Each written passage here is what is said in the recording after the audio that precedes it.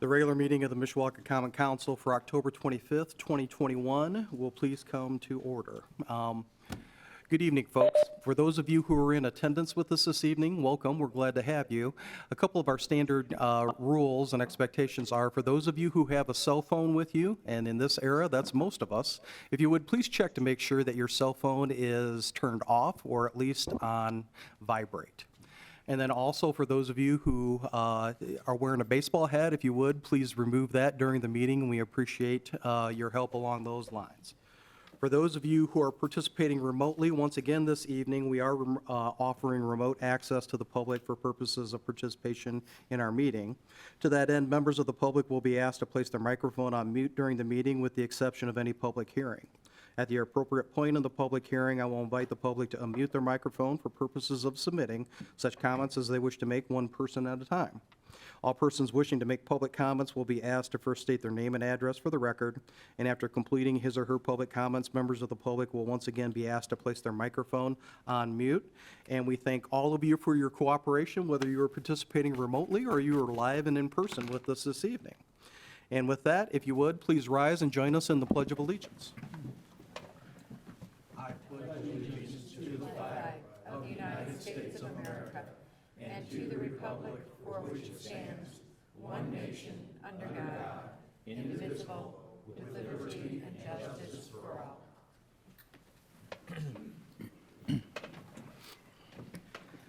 Thank you. Madam Clerk, would you please call the roll? Mrs. DeMade? Here.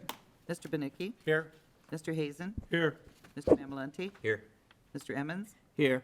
Mr. Belovich? Here. Mr. Compton? Here. Mrs. Volker? Here. Mr. Hicksonbach? Here. Approval of the minutes of our regular meeting of October 11th, 2021. Are there any additions or corrections? Hearing none, then the minutes will stand approved as received from the clerk's office. And we'll move into petitions, communications, remonstrance, and memorial. Yes, Mr. President, we have a letter from the City Plan Commission regarding their recommendations from their October 12th, 2021 meeting. Honorable members, a regular meeting of the Mishawaka Plan Commission was held on the above referenced date, at which time the following proposed ordinances were considered. Petition number 2021-16, a petition submitted by GLC MAP McKinley Trust seeking to rezone vacant land north of 410 West McKinley Avenue from C1 Shopping Center Commercial District to C7 Automobile-Oriented Restaurant Commercial District for a future outlot. The Commission, with a vote of 7-0, recommended approval. Petition number 2021-17, a petition submitted by Wenningson LLC and Foxfire Safety, Inc., requesting to annex and zone 12452 and 12434 Lincoln Way East to C1 General Commercial District and I-1 Light Industrial District. The Commission, with a vote of 7-0, recommended approval. Pursuant to Indiana Code 36-7-4-605, the Mishawaka Plan Commission hereby certifies to the Mishawaka Common Council the attached proposed ordinance regarding the above matters. This is signed by Carrie Myers, Administrative Planner. Thank you. This evening, we have no report of any special committee, so we will move into ordinances on first reading. Proposed ordinance number 2021-38, an ordinance amending Chapter 137 of the Municipal Code of the City of Mishawaka, Indiana, as from time to time amended, commonly known as the Zoning Ordinance of 1966 of the City of Mishawaka, Indiana.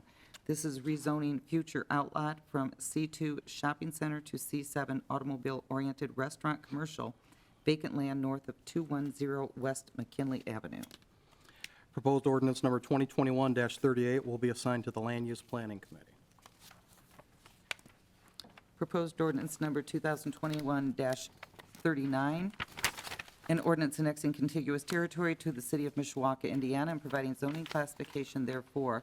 This is annexation and rezoning for 12452 and 12434 Lincoln Way East from I-1 to C1 General Commercial and I-1 Light Industrial. Proposed ordinance number 2021-39 will be assigned to the Land Use Planning Committee. Proposed ordinance number 2021-40, an ordinance amending ordinance 5712, fixing the salaries of all employees of the City of Mishawaka except the Mishawaka Park Department, elected officials, and the Mishawaka Utilities for the City of Mishawaka, Indiana, for the year beginning January 1st, 2021. This is amending salary ordinance to add position of police forensic lab technician and property room specialist. The petitioner has requested first and second reading. Thank you. At this time, consistent with the request of the petitioner, the chair would entertain a motion to suspend our regular council rules and hold first and second reading this evening on proposed ordinance number 2021-40. So moved. Second, excuse me. Thank you. A motion has been made and seconded to suspend our regular council rules and hold first and second reading on proposed ordinance number 2021-40 this evening, consistent with the request of the petitioner. Any additional questions or comments from the council? Hearing none, all those in favor signify by saying aye. Aye. Opposed? Thank you. The record will reflect that the council has voted unanimously to suspend our council rules and hold first and second reading. And with that, we will move into second reading on proposed ordinance number 2021-40. Anyone wishing to speak in favor of the proposed ordinance, if you would, please come forward to the podium and state your name and address for the record. Thank you, Mr. President. Council members, Dave Woodmayor here to address, first of all, thank you for amending your rules to allow first and second reading tonight. So the amendments, first and foremost, want to mention the police forensic lab technician, property room specialist. That was a position that needed to be hired rather immediately due to, as you may have heard, South Bend pulled out of the Metro Homicide cooperative that we had between the city of South Bend, St. Joseph County Police, the prosecutor's office, as well as the city of Mishawaka. So they're taking no new cases as of October 15th, and the group will be disbanded by the end of the year. We will not, however, get caught flat-footed. We are already preparing to take on that responsibility. And so this is part of preparing for those duties. We were already able to successfully hire a person for this position. In fact, I believe she started today. So we probably ought to change the salary ordinance. We have till the end of the year to do that, I believe. But anyway, so that's that. I can also address any other, highlights to the salary ordinance now, or if you'd rather wait till we deal with some of them in other parts of your agenda, that's totally up to you. My suggestion would be that we defer on those further comments, since, as I understand it, we're amending the 2021 salary ordinance, and those issues would pertain to the 2022 salary ordinance. So, with that, anything else, Your Honor? No, nothing really to add, other than it's a position we very much need going forward. It's vital to public safety, and not only will this position help with assuming the homicide duties that we're going to have, but also with some of the other duties that we have, whether in regards to burglary, anything that would require, evidence and that type of thing.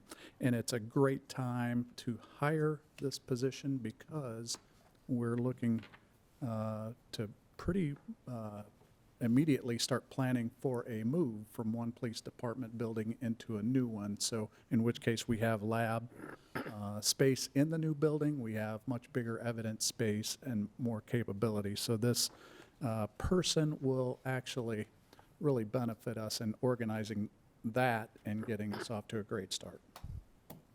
Thank you. Any questions for Mayor Wood? Mr. Benicki? Thank you, Mr. President.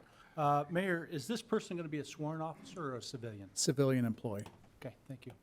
We're also able to, it's not, even though it's a new FTE, we're taking some of the budgeted amounts that we have used in the past to pay for, say, part-time employees. So some of that will be offset by that, if I speak correctly. Yes, I do. The controller nodded. Thank you. Mr. Memolenti? Thank you, Mr. President. Thank you, Mayor, for the description and the information given. Just a couple questions. If you could confirm, we used to send some of this stuff out off-site, even outside of the Metro Homicide, correct? Correct. depending on the case. Right, so would we be able to do this in-house now, or are there still gonna be some things that we're gonna have to send off? I'm sure that's situational depending, and, the chief might be better prepared to answer that than me, depending on, whatever situation comes up. But, it's our intent to do as much of this in-house as possible. Not only do we have this person, but we have hired some officers in very recent years with some very good expertise in this area, whether it be lab and investigations of this magnitude. So we feel like we're in a very good spot to handle a lot of this in-house. We think that a department our size ought to have this discipline in-house, and it may help us with recruiting too. So we're very excited about that. And in fact, I just hired conditionally two officers last week, so we are at full staff plus one. First time I recall being there in my 20-some years of city government. Probably in 50 years. I don't think we've ever been over. Well, that's great, I think it's a great addition to the department, and also hopefully it will help on lead time, trying to get some of those results back quicker, so, Thanks. excited. Thank you, Mr. Mamalani. Mr. Belovich. Yes, Mayor, the person that we're hiring, does she have experience? She this has area? extensive experience in this area, specifically dealing with Metro Homicide Unit. So there will be nothing new for her. She's already doing this job, essentially. She's a lateral transfer from another department. Thank you. Mr. Bednicki. Yeah, thank you, Mr. President. Mayor, now, you said that they stopped taking cases at Metro Homicide on the 15th. So what happens to the Heavenly Goat type investigations, things like that? Does that still lay on the prosecutor's office? Does that come back to Mishawaka and we've got to start on our own? Well, that's in process. Thankfully, in Mishawaka, there's not a lot of unsolved. I think there might be two, one, which is the Heavenly Goat, and one, which is a very old case. Okay. We have a commitment from some people who have been involved in those investigations in the past to continue on. But we're still working and formalizing those kinds of things. Okay. And then any homicide that should pop up, we're in a good position to investigate with our expertise on staff. Thank you. Mr. Hazen. Yeah, thank you. I just want to echo what the mayor said. I know this came to a shock to the citizens, and a lot of us felt it was a blow, but I can tell you, I think it's really a blessing in disguise for Mishawaka. The new building we're building, we're going to be able to equip it the way we need to. We got excellent officers through some hiring over the last couple of years, hires like this, and I really do think it will help us recruit. I mean, we're big enough that we need our own investigative unit, and I think it's going to help out. Thank you. So I would also add that it's conceivable that we might come before the council again, just as things may arise. We're looking to have our own Metro Homicide Unit vehicle. There might be some equipment purchases that we're going to need that we didn't frankly foresee last year at this time, but now, we, like I said, we will not get caught flat-footed. Public will see, I think, better service. Metro Homicide did an outstanding job, but I think our officers, our expertise is very good. So I don't think our citizens should have any concern at all. But we may have some equipment, additional equipment requests, which may need to come before the council. Mrs. DeMade. Thank you. Thank you, Mr. President. Mayor, good evening. Will this new lab tech, will she have staff? And so will it be civilian or will it be sworn officers? So right now, we're not planning on staff.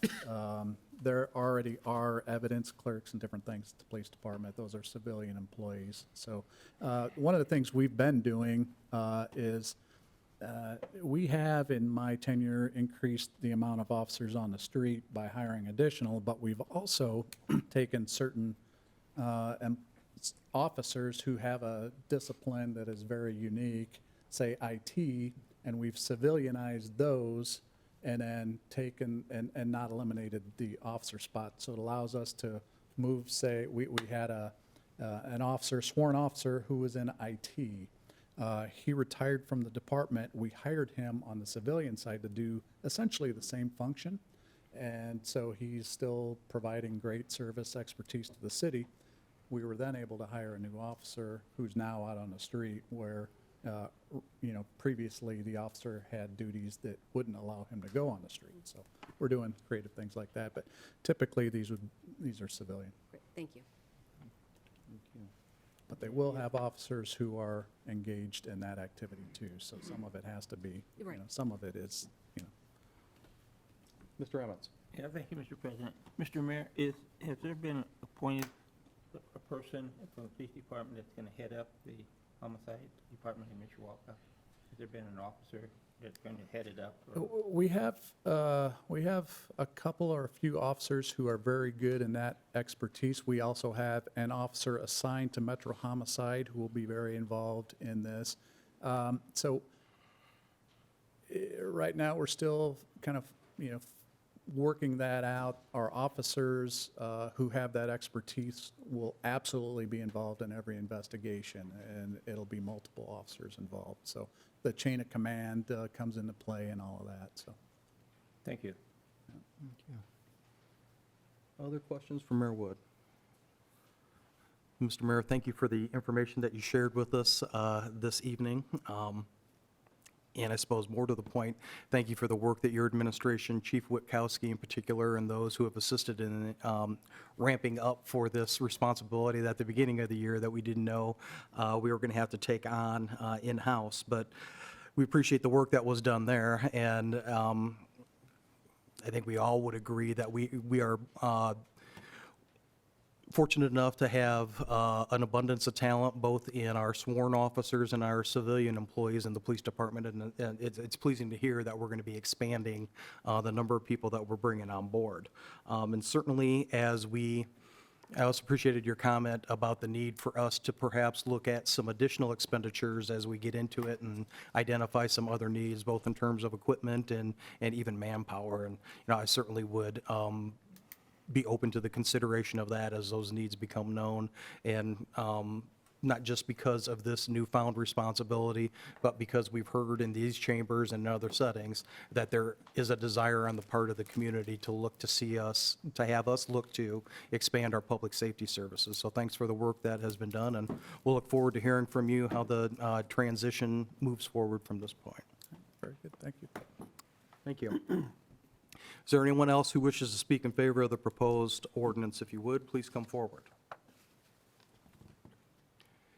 Seeing no one, is there anyone participating remotely who wishes to speak in favor of the proposed ordinance? Then is there anyone present who wishes to speak in opposition to the proposed ordinance? Please come forward. Is there anyone participating remotely who wishes to speak in opposition to the proposed ordinance? Are there any council members who wish to speak? If not, then I call for the question. Question. Madam Clerk, would you please poll the council? Mrs. DeMade? Yes. Mr. Benicki? Yes. Mr. Hazen? Yes, Mr. Mamalenti? Yes. Mr. Emmons? Yes. Mr. Belovich? Yes. Mr. Compton? Yes. Mrs. Volker? Yes. Mr. Hixenbach? Yes. Proposed ordinance passes 9-0. Thank you. This evening, we have no business under resolution, so we'll move into ordinances on second reading. Proposed ordinance number 2021-34, Civil City Budget and Tax Levy for 2022. This is a vote only. Thank you. The record will, I'm sorry, may we have the committee report, please? Yes, Mr. President. To the members of the Common Council of the City of Mishawaka, your Committee on Budget and Finance, to whom was referred the matter of proposed ordinance number 2021-34, report that they have examined said matter and that, in their opinion, it should be adopted. This is signed by the entire committee, and I move for its acceptance. Second. Thank you. A motion has been made and seconded to approve the committee report. Any additional questions or comments from the council? Hearing none, all those in favor signify by saying aye. Aye. Opposed? Thank you. Then at this point, having conducted a public hearing on the 2022 Civil City Budget and Tax Levy at our last council meeting,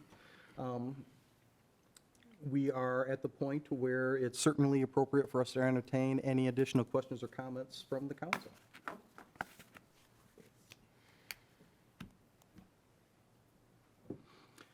Hearing none, then just let me reiterate our thanks to the controller and the mayor, the department heads, everyone involved in putting this budget together. We heard a very detailed summary from the mayor at the last meeting with regard to the high points of the changes in this budget. I think there is a great deal to be proud of that's reflected in this budget, not the least of which are the investments that we're making in expanding our code enforcement department so that we can address quality of life issues in Mishawaka. We just got done speaking about some of the enhanced investment that we're going to make in public safety, and that's also reflected in this budget as well, which again improves our quality of life. As was indicated at the last council meeting, I think we need to be open to continuing to beef up our public safety resources, human and otherwise, as we identify issues moving through the remainder of the year. But as we just got done discussing, I think that is a shared goal on the part of the council and the administration to also invest, to always invest what we need to invest to promote high-quality public safety in Mishawaka. So thanks again to everyone who has been involved in the process, including the council members who participated in any number of budget committee meetings leading up to this evening. And with that, if there are no other questions or comments, I will call for the question. Question. Madam Clerk, would you please poll the council? Mrs. DeMade? Yes. Mr. Benicki? Yes. Mr. Hazen? Yes. Mr. Mamalenti? Yes. Mr. Emmons? Yes. Mr. Belovich? Yes. Mr. Compton? Yes. Mrs. Volker? Yes. Mr. Hicksonbaugh? Yes. Opposed ordinance passes 920.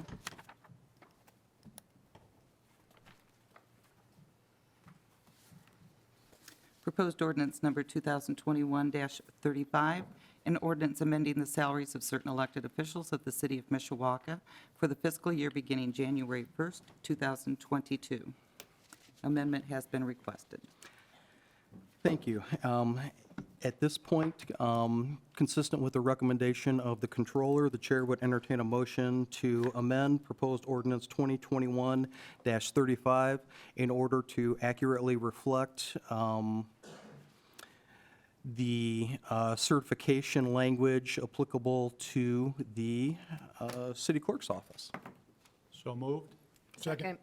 Thank you. A motion has been made and seconded to amend proposed ordinance 2021-35 in order to accurately reflect certification opportunities for the clerk's office. Any additional questions or comments? Hearing none, all those in favor signify by saying aye. Aye. Opposed? Thank you. Then we will move forward with the committee report, please. Mr. President, Mr. Hammond. thank you. To the members of the Common Council of the City of Mishawaka, your Committee on Budget and Finance, to whom was referred the matter of proposed ordinance number 2021-35, they report that they have examined said matter and that their opinion, it should be presented to the council as a whole. This is signed by the entire committee, and I move for its acceptance. Second. Thank you. A motion has been made and seconded to approve the committee report. Any additional questions or comments from the council? Hearing none, all those in favor signify by saying aye. Aye. Opposed? Thank you. Then with that, we will proceed with the second reading and public hearing on proposed ordinance 2021-35 as amended. Anyone wishing to speak in favor of the proposed ordinance, if you would, please come forward. Mr. President, council members, Dave Wood, Mayor, you're going to be sick of me by the end of the evening, I suspect. But anyway, here to speak in support, encourage you to support proposed ordinance number 2021-35, the elected officials salary ordinance. Now, these fall on the agenda a little opposite of the way I would like them because the elected officials tend to follow suit with what the rest of the city does. And so we are requesting a 5% increase for the elected officials. And that is because we typically, at least in my tenure, we are not treated any differently than the average city employee. So we have requested 5% for raises for all city employees, non-park, non-elected official as well, and public safety as well, as you are aware, because you are responsible for those raises. But anyway, so the elected officials, we tend to follow, as I said, what we do around the city, but also there's one amendment, and that is to update the Certified Public Finance Administrator certification to align with the same certification that the controller's budget has in it. That's a $57.90 biweekly expense if people have the certification. So that would be the only amendment there. And I'm sure our esteemed city clerk could probably speak to that a little better than I could, but that's, You've done just fine. oh, well, thank you. So that would be it. Thank you. Any questions for Mayor Wood? Thank you, Mr. Mayor. Thank you. Is there anyone else who wishes to speak in favor of the proposed ordinance as amended? If so, please come forward to the podium. Then is there anyone participating remotely who wishes to speak in favor of the proposed ordinance? Is there anyone in attendance this evening in the chambers who wishes to speak in opposition to the proposed ordinance? If so, please come forward. And is there anyone participating remotely who wishes to speak in opposition to the proposed ordinance? Thank you. Are there any council members who wish to speak? If not, then I call for the question. Question. Madam Clerk, would you please poll the council?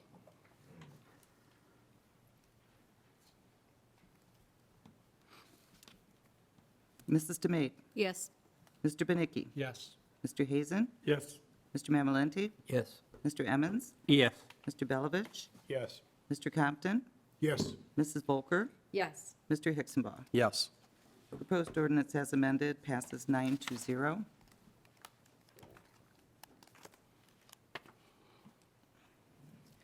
Proposed ordinance number 2021-36, an ordinance amending the salaries of all employees of the City of Mishawaka except sworn public safety, Mishawaka Park Department, elected officials, and the Mishawaka Utilities for the City of Mishawaka, Indiana, for the year beginning January 1st, 2022. Thank you. And once again, if I'm not mistaken, we have a request for Yes. amendment of this proposed ordinance in the following particulars. The first item that has been requested would be the deletion of the term fund and the addition of the term finance in the controller's section of this ordinance dealing with those advanced certifications. The second item would be to amend the proposed ordinance so that the clerk's office certifications that were just referenced in conjunction with the elected officials' ordinance would be accurately reflected in the general civil city salary ordinance that's in front of us. And then the third amendment would be to add the lab tech property room specialist position to next year's salary ordinance, consistent with the action that was taken earlier, to add that same position to this year's salary ordinance. So at this point in time, the chair would entertain a motion to make those revisions to the proposed ordinance as was just read. So moved. Second. A motion has been made and seconded to amend and revise the proposed ordinance in order to make the three changes that were just read into the record. Are there any additional questions or comments from the council? Hearing none, all those in favor signify by saying aye. Aye. Opposed? Thank you. The amendment passes unanimously. And with that, may we have the committee report, please? Yes, Mr. President. To the members of the Common Council of the City of Mishawaka, your Committee on Budget and Finance, to whom I've referred the matter of proposed ordinance number 2021-36, report that they have examined said matter and that their opinion, it should be presented to the council as a whole. This is signed by the entire committee, and I move for its acceptance. Excuse me. A motion has been made and seconded to approve the committee report. Any additional questions or comments from the council? Hearing none, all those in favor signify by saying aye. Aye. Opposed? Thank you. We will then move into the second reading and public hearing on proposed ordinance 2021-36 as amended. Anyone wishing to speak in favor, if you would, please come forward to the podium. Mr. President, council members, good evening. Mayor Dave Wood here to speak in favor of proposed ordinance number 2021-36, the city employee salary ordinance. We are here asking that the council consider 5% for the 2022 salary increases. These are not what we were originally considering. We were thinking about more in line of a 2% raise, but the council negotiated 5% for public safety, and I feel strongly that the rest of the civil city, our public servants, should get 5% as well, based on the great work that they do serving our public day in, day out. Whether it's keeping streets clear of snow or storm debris or whatever it is that our public servants do, whether it's showing up during a pandemic, here on call 24/7, 365 for our citizens. I couldn't be more proud of our public servants and proud to work shoulder to shoulder with them. All of them, by and large, have a passion to serve the Princess City and our citizens. We're all blessed to be served by them. I'm a citizen here first and foremost, and I can tell you, I sleep better at night knowing that we have some great people on duty all the time. And so we're requesting the 5% to match what was given to public safety. There are a couple of notable exceptions to that, which I can address if you'd like me to. Why don't you go ahead and do that, please? Okay, the street department commissioner, we're requesting essentially what would amount to about a 12% raise for him to align with the park department superintendent, department manager position. He runs an operation that is substantial in terms of human resources, in terms of budget, in terms of complexity. And so we're requesting a salary of $73,834 for him in recognition of not only the outstanding job he does, but the complexity of the organization that he manages and does so well given the challenges we have today. When you talk about employment, job issues out there in the market where we're seeing businesses close because they cannot find employees. We're seeing it harder and harder in some cases to hire good employees. This is a department where it is considered more entry level in some cases, and so we struggle to keep positions filled there. When we fill them and employees do well there, they tend to go to other departments in the city and grow with the city, which is a very good thing. We love to see that. However, it creates a challenge in some of the entry-level departments, this being one. And so we're trying to meet those challenges, which is another reason why we should consider that we want to stay competitive with our peers as well as with being competitive in the marketplace so that we can attract and keep good workers. On the IT side, we're requesting that we promote the system specialist 4 position to assistant director with an additional $5,000 in salary. It's a small but mighty department, as you've seen throughout COVID. They were here to answer the call to make sure that our meetings are kept public and accessible to the public, even when public can't come inside our building. They were here, again, 24/7, 365 when needed to make sure that all systems were go here at the city. And like I said, it's a small department, just a handful of people. And when a director has to be a practitioner, that can create some issues. And so having an assistant director when a director is out in the field, we think is a good thing. Planning, we are incredibly busy as a growing city, and that is nowhere more evident than our planning department. So we are requesting a new executive director level position in which case the city planner would move into it. The city planner position would then be open, and we expect promotion from within the department. Then a senior planner, economic development specialist position would revert back to the senior planner. The net change to the department would be essentially one new FTE.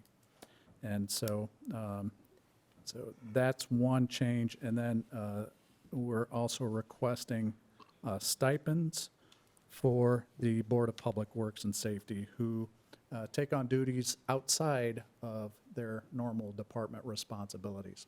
So we're requesting $1,500 for the president, $1,000 for members. And then that is generally the exceptions to the salary the salary ordinance. Again, 5% we think is in line with what we're seeing out there in the market, especially with our peers. I think it keeps us in a positive, competitive level to not only attract, but to keep and retain our workers here. Thank you. Questions for Mayor Wood? Mr. Mamalenti? Thank you, Mr. President. Not necessarily a question, but more of a comment. I couldn't have said it better. Your statements regarding the men and women that we have working for our city do an outstanding job.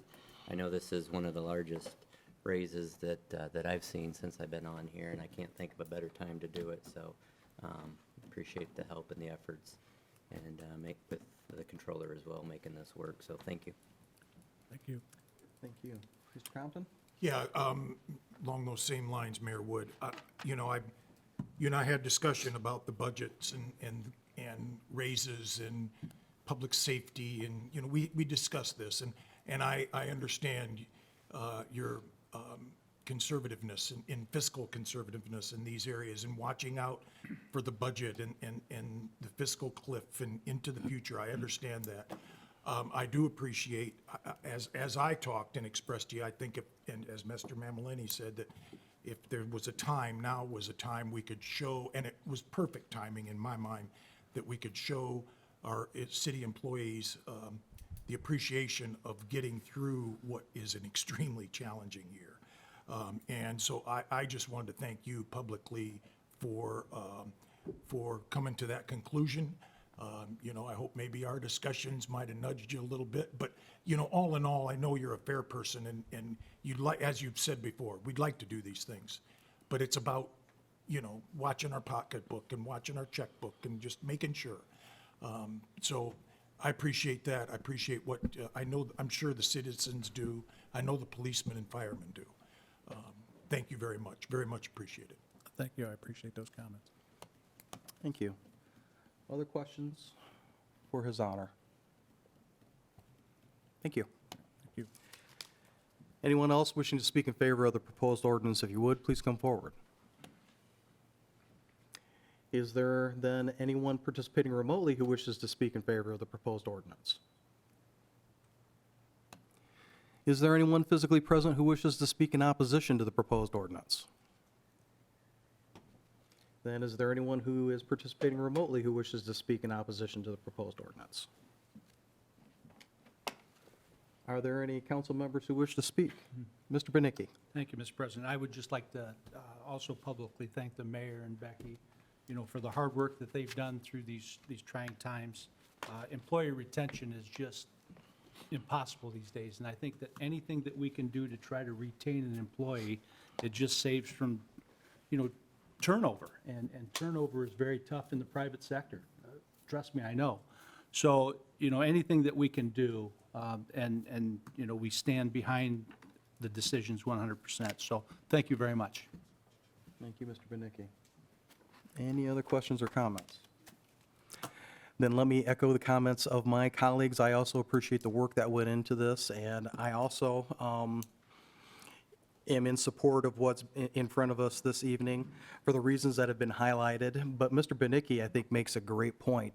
Not only is the investment that we're being asked to make tonight in our employee groups good for those individuals, but this is a great investment, in my opinion, on behalf of the entire community.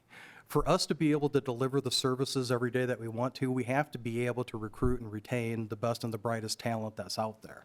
So this isn't just a gift to these employees, as the mayor indicated. These are people who work hard each and every day on behalf of each and every citizen in Mishawaka, not only in our public safety ranks, but in each and every position that we have reflected in this ordinance this evening. So it's certainly worthy of support, in my opinion. One of the things that we've talked about in previous meetings, budget meetings and what have you, that we really didn't get into too much this evening is that simultaneously with what's in front of us this evening, we've also been made aware of the fact that the city is actively involved, the administration is actively involved in working with an outside consultant to comprehensively review our employee compensation related issues.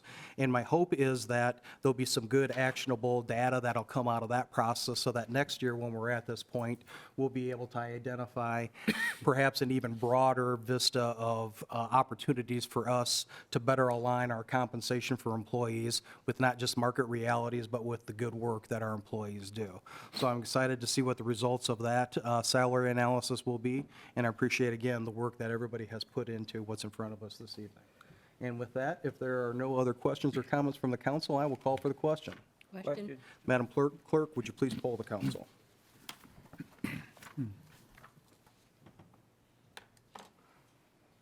Mrs. DeMape, Yes. Mr. Benicki, Yes. Mr. Hazen, Yes. Mr. Mamalenti, Yes. Mr. Emmons, Yes. Mr. Belovich, Yes. Mr. Compton, Yes. Mrs. Volker, Yes. Mr. Hixenbaugh. Yes. Proposed ordinance as amended passes 9-0.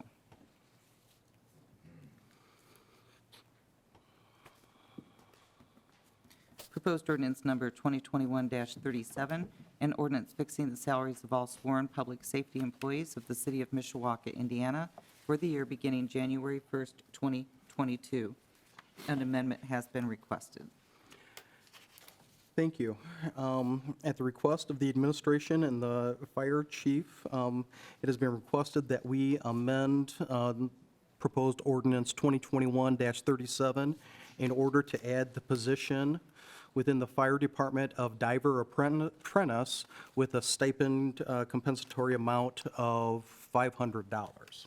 So at this point, the chair would entertain a motion to amend the proposed ordinance as requested by the administration. So moved. Second. Thank you. A motion has been made and seconded to amend the proposed ordinance by adding the position of diver apprentice at a stipend, annual stipend amount of $500 to the proposed ordinance. Any additional questions or comments from the council?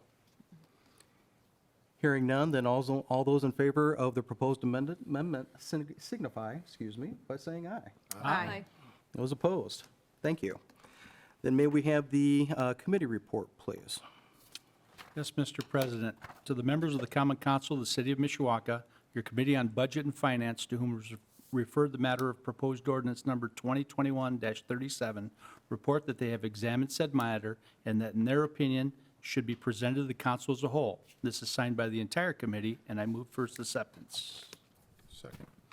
Motion has been made and seconded to accept the committee report. Any additional questions or comments from the council? Hearing none, all those in favor signify by saying aye. Aye. Opposed? Thank you.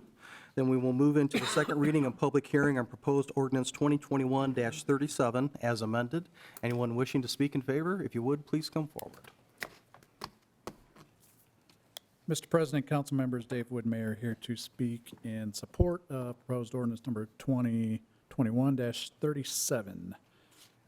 This fixes our salary ordinance for public safety, and before I get into that, I probably should have mentioned before during one of my previous visits, kind of an asterisk that more amendments may need to happen depending on the civil city side, maybe the public safety side, depending on what happens with the collective bargaining process that has not been finalized yet. So some of those are ongoing. But back to Councilmember Compton's previous comment, it is good to be in a position through our hard work to be able to do this this year when it is most needed. And we had, in a couple of cases, these salary ordinances covered various employee groups. We have multiple collective bargaining units that we negotiate with this year. We've had on the non-public safety side, we were in a very unique position where the labor group came in and and asked for maybe, say, 3%, and we had to reject that. And we came back with 5%. That was a unique position for us to be in, and certainly is one where I think it was very much appreciated by our labor groups, and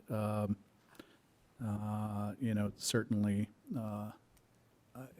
in a spirit of what they've gone through over the past year, I think not only well-deserved, but something we feel strongly that, occasionally, sometimes, as you have said, we need to do things like this. No one deserves it more than public safety. They are at the forefront of our public service number one in Mishawaka, which is public safety. They're out on the front lines. They are the ones who, each and every day, are at risk so that we can value our way of life and our property. They're out there defending it for us. And sometimes that comes at risk to life. And you don't have to look back far in our history to see those risks in Mishawaka. And it is not getting any easier, I can promise you. Times are challenging. We're seeing, as is happening around the country, an increase in certain kinds of activity. Mishawaka is not immune.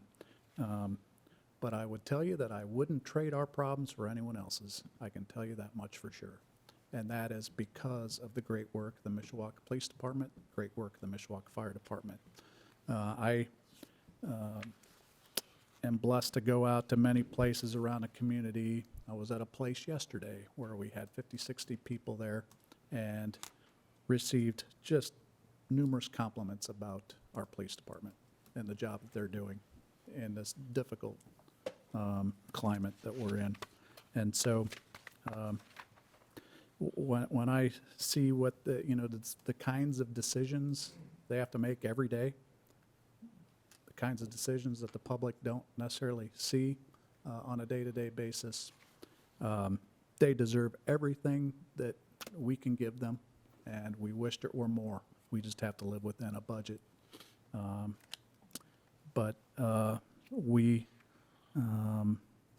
always are appreciative of their service, here to support them in the job that they do by not only giving them good wages, competitive wages, but also good benefits, support for their family, good equipment, good leadership.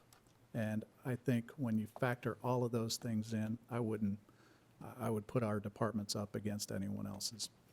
And while we're seeing some challenges with what they have to deal with every day, we're also seeing competition from other communities who are struggling very much more than we are to hire and keep good police officers. A lot of poaching going on out there. There are departments who are doing bonuses to try to lure sworn officers away for lateral transfers. There are, communities who just frankly are struggling to hire, so much so that they, they're getting very creative in how they go after police officers. Fortunately, we're not losing them to other departments, and in fact, we are gaining them from other departments. That tells us that we have a good, our fundamentals are good here in Mishawaka, and we continue to be a place where people want to work. And so, want to speak in support of this 5% raise. Wish it were more, but it is absolutely well deserved by our public safety personnel. Couldn't be more proud of them, as I know you all are too, and they will continue to have all of our support. Thank you. Questions for Mayor Wood? Mr. Compton? Yes, Mayor, again, along the lines of last time, I couldn't agree more. Public safety is extremely important to this city for the citizens that are out there. The public safety consumes about 70% of Mishawaka's budget. When you look at everything that we spend on public safety, police and fire and public safety, it's about 70% of our budget. So it's extensive and it's important. And it's important that we keep these people compensated to the degree that we can, and the benefits that they have from being an employee of the Citizen of Mishawaka. I want to thank the negotiating committee, Tony Hazen, Matt Mamalente, and then the rest of the council, President Hicksonbaugh. Everybody had a comment or input that was helpful, and your office, and with Becky and Pat that came to the meetings and helped out with the numbers and helped us there. So it's all very much appreciated for the work that we did. I'm glad we're able to do it. I know we won't be able to do it every year, but we felt we could this year, and we'll see what next year brings. Thank you. Thank you for your efforts in the committee and your council efforts as a whole. Thank you. Other questions for Mayor Wood? Thank you, Mr. Mayor. Is there anyone else who wishes to speak in favor of the proposed ordinance as amended? If so, please come forward. Is there anyone participating remotely who wishes to speak in favor of the proposed ordinance? Is there then anyone in the chambers who wishes to speak in opposition to the proposed ordinance? If so, please come forward. And is there anyone participating remotely who wishes to speak in opposition to the proposed ordinance? Are there any council members who wish to speak? Mr. Mamalente. Thank you, Mr. President. I would just like to echo Mr. Compton's comments. I think this was a team effort with the mayor, the controller's office, the council as well, but I want to take this time for saying thanks to the fellow Wage Committee members, Mr. Hazen, and our chair, Mr. Compton, for really rolling up their sleeves and getting to work. I would admit that this was probably one of the easier ones that we had. But as we'd mentioned before, this is probably one of the most deserving times for them to get what they need, or a little bit of what they need. I know it doesn't do it justice of what they went through this past couple years, but happy to be able to do a little bit more than what we normally do. So thanks to all involved, and appreciate the efforts. Thank you, Mr. Mamalente. Other questions or comments from the council? Then again, I will also thank Mr. Compton for his leadership of the Public Health and Safety Committee and the work that he and Mr. Hazen, along with Mr. Mamalente, did with the assistance of some of the rest of us. One of the things that I've been most pleased about as I rejoined the council in 2019 was the concerted effort that we've made in a team fashion to try to address compensation for public safety. And there has been administrative and council work on that that I think has been beneficial for the community. But I also want to acknowledge our partners on the other side of the table, the unionized representatives of both the fire department and the FOP. I think that this was a very productive round of negotiations, not just with regard to the outcome, but also with regard to the information that was shared with us that helps us better understand the needs of each department and what we can do to try to be of assistance to them. So thank you for their work, as well as the work of the council and everyone else involved in this process. And with that, if there are no other questions or comments, I will call for the question. Question? Madam Clerk, would you please poll the council? Mrs. DeMaid, Yes. Mr. Benicki, Yes. Mr. Hazen, Yes. Mr. Mamalente, Yes. Mr. Emmons, Yes. Mr. Belovich, Yes. Mr. Compton, Yes. Mrs. Volker, Yes. Mr. Hicksonbaugh. Yes. The proposed ordinance passes as amended, 9-0. Thank you. We will now move into privilege of the floor, and at this time, members of the public are invited to the podium to speak with respect to non-agenda items only under privilege of the floor. Please come forward. And if you would begin by stating your name and address for the record, we'd appreciate it. Hi, my name's Ricardo Lopez. I live on 121 East 6th Street, really close to here. And I work for Precision Wall Systems, and I'm basically just here to address the situation that came up to me, basically that the new Liberty Mutual building that is turning into the City Hall building got contracted to a out-of-town glazing company, Midwest Glass. And a lot of guys within my company, a lot of local construction workers, not just glazers, just as a whole, kind of rubbed them the wrong way just because when guys get laid off, that is one less building that they can go to whenever they get laid off. Again, I live on 6th Street, so if we did say if my company got it, that is like a 2-minute walk from my house to that building. Super convenient. And I don't know the business side of it. I don't know if it just came down to a better bid or whatever, but local work, I feel like, should never go to an out-of-state construction contractor, which it did.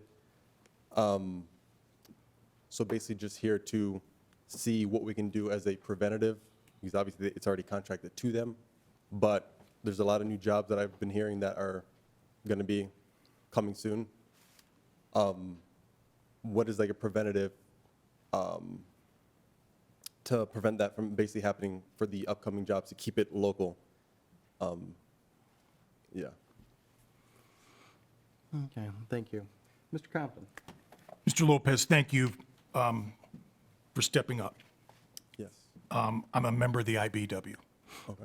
I asked you guys to come in here so you could make your case to the rest of the council and your concern. I've been in your spot.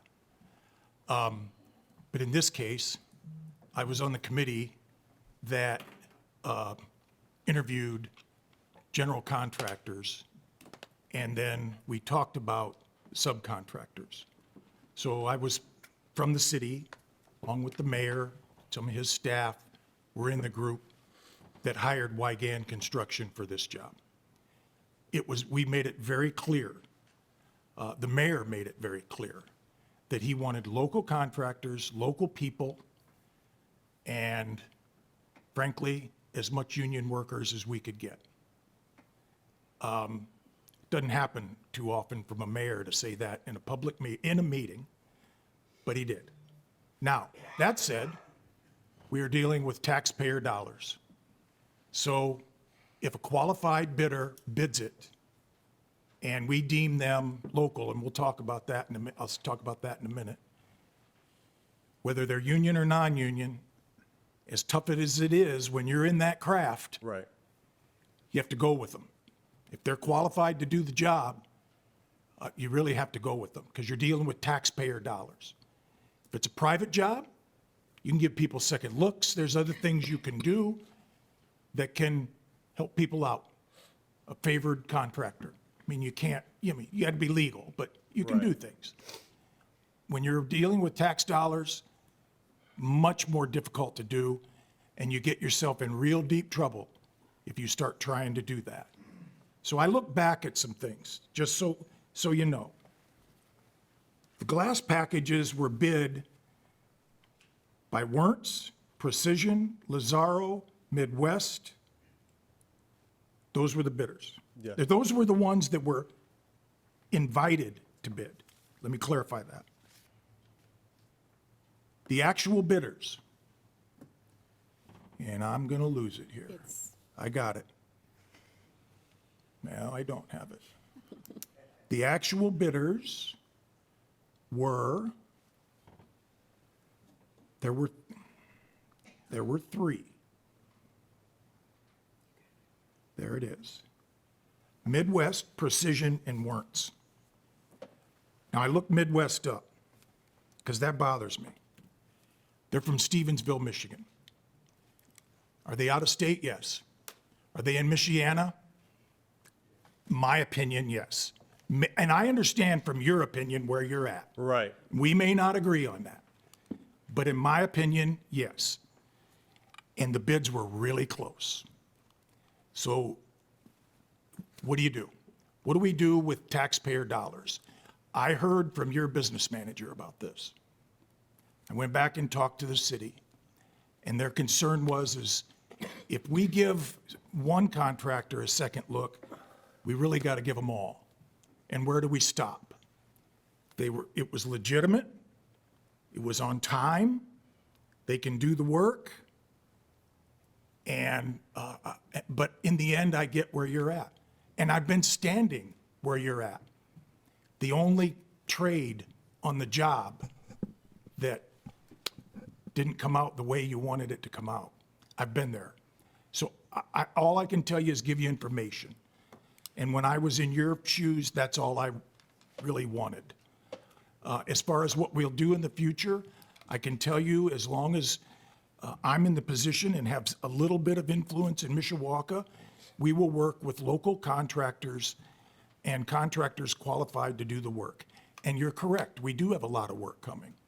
And most of it, almost all of it, goes to local union contractors. That's good to hear. Occasionally, it doesn't. And yes, that's tough to be in that craft that it doesn't. But Right. and I'd be happy if you want to stick around, we can talk more after the meeting. And we can talk more about, what happened, how it happened, and information I can provide to you. Okay, yeah. But again, Mr. Lopez, thank you for coming. Thank you. Thank you, sir. Is there anyone else who wishes to speak under privilege of the floor? Then is there anyone who is participating remotely who wishes to speak under privilege of the floor? Thank you. With that, we will now move into unfinished business.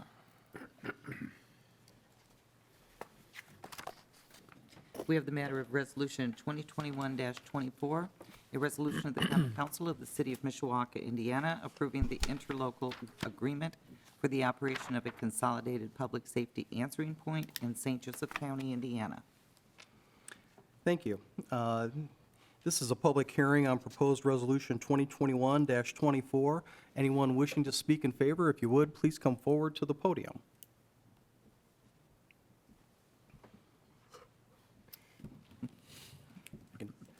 I believe Mr. Augustino is participating remotely. Is If you he? want All me to right. inquire Well, if you- I just want to, Mr. President, council members, Dave Wood-Mayor, just want to give a brief nod of support for the interlocal.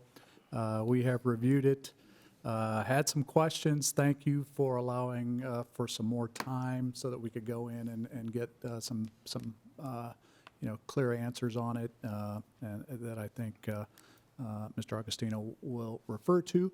And just want to let you know that we're in support. Thank you. Any questions for Mayor Wood? Thank you.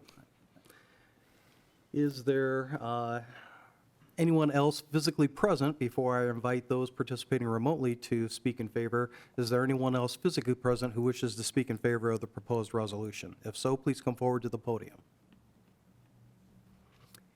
Seeing no one, is there anyone participating remotely who wishes to speak in favor of the proposed resolution? This is Peter Augustino with offices at 131 South Taylor Street in South Bend, Indiana. And I would ask your support for the resolution that has been, the interlocal agreement has been circulated. I think we did respond to the questions that the mayor and his staff had, and I'd be glad to answer any questions on behalf of the county or with respect to the interlocal agreement, if anyone has any. Thank you. Any questions for Mr. Augustino? So are we the first council that's going to pass it? Mr. Augustino, were you able to hear Mr. Hazen's question? I think he asked which council was the first to pass it, is that right? Are we the first, or did someone else already pass? No, both South Bend and the county have approved the amended interlocal. So you would be the last to. Okay. Thank you. Other questions for Mr. Augustino? Mr. Augustino, let me begin by thanking you for your work on this project. You were one of many involved, including representatives of this council and the other legislative bodies in St. Joseph County. but you have definitely been of assistance throughout the process, and we appreciate your work.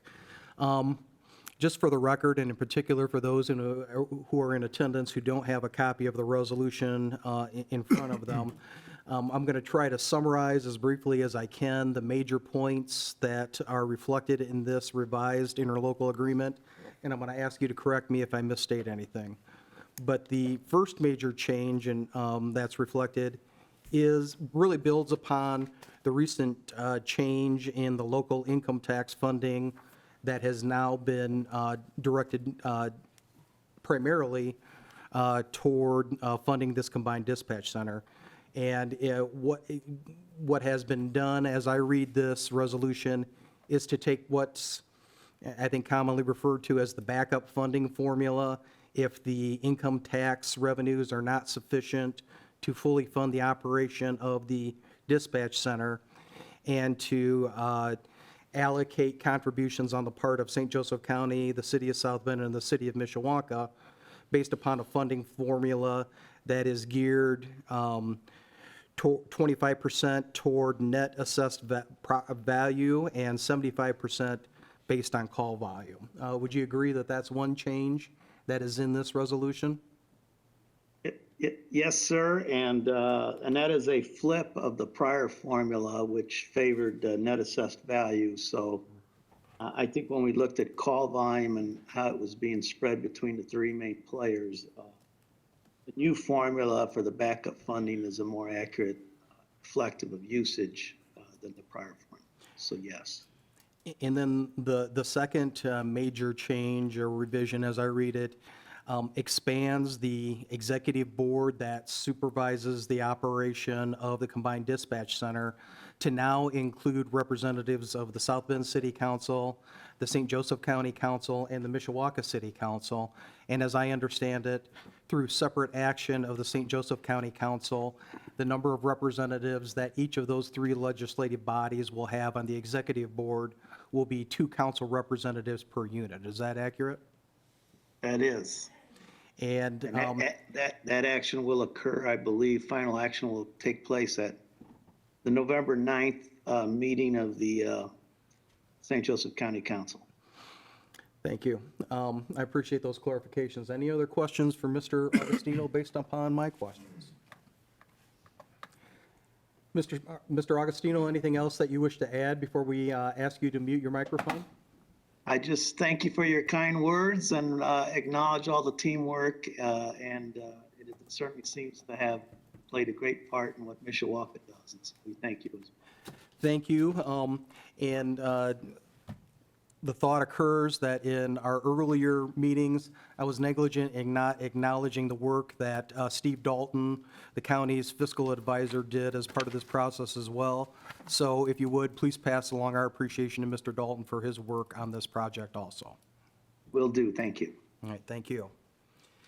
Is there then anyone else participating remotely who wishes to speak in favor of the proposed resolution? Then is there anyone in physical attendance this evening who wishes to speak in opposition to the proposed resolution? If so, please come forward. And is there anyone participating remotely who wishes to speak in opposition to the proposed resolution? Hearing none, are there any council members who wish to speak? Mr. Hazen. I just want to say that I said in these meetings with Mr. Ixenball, South Bend Council, the county council and that, and Mr. Hicksonball represented Mishawaka very well. He always had our interest at heart, even when it went against some of his friends over on the other side. Mm-hmm. But I just want to make sure everyone knew that he did look out for Mishawaka. Sometimes even got a little heated over there. But thank you. Thank you for your kind words and for your work on this issue as well, Mr. Hazen. Any other comments from the council? Hearing none, then I call for the question. Question. Madam Clerk, would you please poll the council? Mrs. DeMate, Yes. Mr. Benicki, Yes. Mr. Hazen, Yes. Mr. Mamalenti, Yes. Mr. Emmons, Yes. Mr. Belovich, Yes. Mr. Compton, Yes. Mrs. Volker, Yes. Mr. Hicksonball. Yes. The resolution passes 9-0.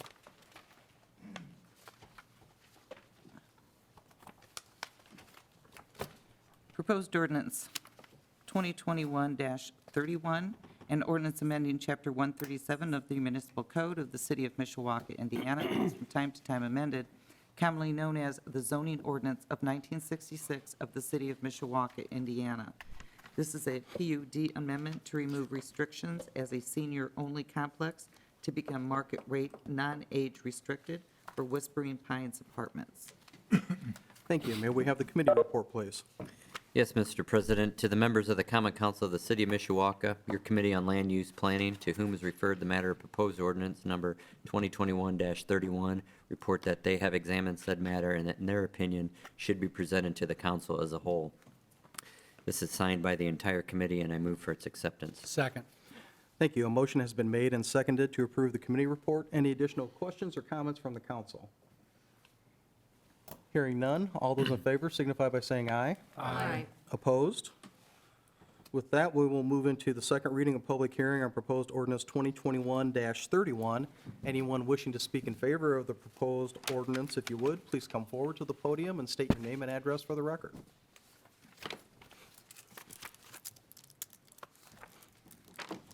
My name is Dennis Miller. I represent the Miller Family Development Company that built and operate the Whispering Pines Apartments, starting back in '98 on this project. It's time for me to retire, so we've put the property up for sale. We have a buyer, and the buyer's lender is requesting that we remove the senior-only restriction. Given the present economic situations that we're seeing with the inflation, and most of our tenants are on fixed incomes, I can see where this buyer would be apprehensive in the future should the inflation get to be enough that we'd start losing tenants. Initially, this property did not lease up fast at all, mainly because seniors tend to be slow movers. They don't want to leave their homes, which I understand. And so when those tenants that can't afford the increases that would come in the future, just like the fire and police department and your city workers needed an increase, we're going to need it as well to cover our increased expenses. And I can see where this buyer would want to have that ability to make a change should he need to in the future. And I think Mrs. Volkler had mentioned not having a letter from the buyer. There was a letter sent to the planning, both US mail and email, that was supposed to be in your packet. And the record will reflect that that letter is in fact in our packet and accessible to the council. Any questions? Thank you, Mr. Miller. Any questions for Mr. Miller? Mr. Compton? Yes, Mr. Miller, how long have you said I remember this complex, I was talking to one of the council members today about this, and I knew people that weren't retirement age that lived in there when I was much, much younger, like 40 years ago or something like that. But how long has it been this way? We set it up to be this way. From the inception? Inception. We purchased the property and built the buildings. We started building in '02 and finished in maybe 15. So took us about 13 years to build the 12 buildings. In 2015? Yeah. And okay, thank you. I'm not thinking about the same place. Thank you, Mr. Compton. Mrs. Volker? Thank you. Hi. Appreciate the letter from the proposed purchaser. It's not super explanatory of what their plans are. So I actually was a little bit confused when you mentioned that they'd sent a letter. And I think one of my thoughts about this is, or concerns is, and you might not be able to answer these questions, but if I were a resident of Whispering Pines, I would be concerned that with the building being purchased, that the rents would change dramatically immediately. Do you, by any chance, know what the plans are on the part of the purchaser in terms of current residents and No, unfortunately, I don't. And as far as changing dramatically, we are at market rents right now. But we do have a number of folks that get subsidies from different agencies. And those people would, I think, be the first to be affected. We are planning our own rent increase this spring, this coming year. I don't physically operate it day to day. I have a manager that takes care of all that, but I know we have a rent increase coming. May I ask a follow-up question? Do you, by any chance, know what percentage of people that currently reside in Whispering Pines would be in the subsidized category?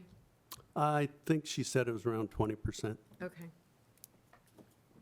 Okay, Thank you, Mrs. Volker. thank you. Mr. Belovich. Thank you, Mr. President. Mr. Miller, how many occupants are there currently? 192 units are rented. Number of occupants, I'm not sure. I would guess probably 250. Thank you. And they're mostly 1- and 2-bedroom units. I wouldn't foresee them as a good open market rent property because they are, they have a lot of physical improvements for the senior people. And I think somebody mentioned maybe underage, but it starts at 55 and up on the age. Mrs. Demay. Thank you, Mr. President. Good evening, sir. The Fair Housing Act allows for 20% of the residents under 55. Do you have that in the Whispering Pines? No. So you have no one under the age of 55 living there? Possibly. It's hard to say. We have, since I don't do that part, but I do see kids coming and going with their grandmothers, and I don't know how many are living temporarily, which I know that does happen, and it comes and goes. We have had, the tenant that signs the lease has to be 55. Okay. So it'd be their relative or whoever they would have room Okay. with them. And if I may, do you have a waiting list of tenants? Yes. And can you tell me how many are on that waiting list? I could only guess, not a lot, I'd say maybe 3 or 4. 3 or 4? And it rotates, and, you know, a number of our tenants have been with us quite a while, almost the whole time. They moved in when first buildings were built and then transferred over to some of the newer buildings as we built them. And one more question for you. The note from Mr. Wilner states that you were unaware that this was a seniors-only apartment building. How could that be? Well, that's not exactly right. I was aware it was a senior only because that's what I wanted it to be. I didn't realize it was a restriction that it could only be that. Okay, thank you. Thank you, Mrs. Demay. Other questions for Mr. Miller? Mr. Panicki. Yes, thank you, Mr. President. Looking back at some paperwork from May of '98, I mean, it looks like every representation was, in fact, for a senior development, including statements from the property owners that sold you the property, Ed Friend and his family, and everything says that, in fact, you know, it was very important to them that this be a senior facility. And I understand things change, but when you have a neighborhood and you have a facility next door with cooperative type housing, and they've had this nice senior housing next door, it's beautiful. You got a 6-month plus waiting list, I know that. But, you know, just to change it, there was a letter sent to the city today with 105 signatures against this. And that was just from, you know, put together in the last week or so. There's some fear that if the designation is taken off, that they may try to change, you know, the entirety of the model that it was built on. I live right in that neighborhood. I drive in that area all the time. It's beautiful. I drive back there. I know people that live there. So it's just very hard to say, you know, by taking off that designation, it's really not going to change much. We don't know what's going to happen with different incomes of people. There's a lot of people that have great incomes and, you know, they just downsize. I know that there's just a lot of concern about changing that designation. And when the previous family that sold you the property was very adamant that they wanted senior housing, I mean, do we give that up for the dollar? Is that what we're doing? So I'm concerned about that. And somebody somewhere would buy it as is with the waiting list you have. You got a beautiful facility. Maybe these aren't the people. I don't know. And that's something that you would have to decide. Thank you. Thank you, Mr. Bernicki. Other questions for Mr. Miller? Mr. Hazen? Do you know if the buyer has tried other financial institutions? I mean, has they only went to one and the one said, we got to have this off? Okay. And how long has this been on the market? And is he the first guy that's? Well, it really wasn't on the market. Okay, you had somebody, It's more political in that okay. they were talking about raising the rates for profits from 21 to 40, and so it's kind of a toss-up as to whether to stay or go, or Okay. Thank you, Mr. Hazen. Mr. Mamalenti? Thank you, Mr. President. Mr. Hazen brought up an interesting point that spawned a question of mine. So the potential buyer had approached you. It wasn't for sale. So he or she knew that this was a 55 and up community, correct? I'm assuming. I've never really talked to the buyer.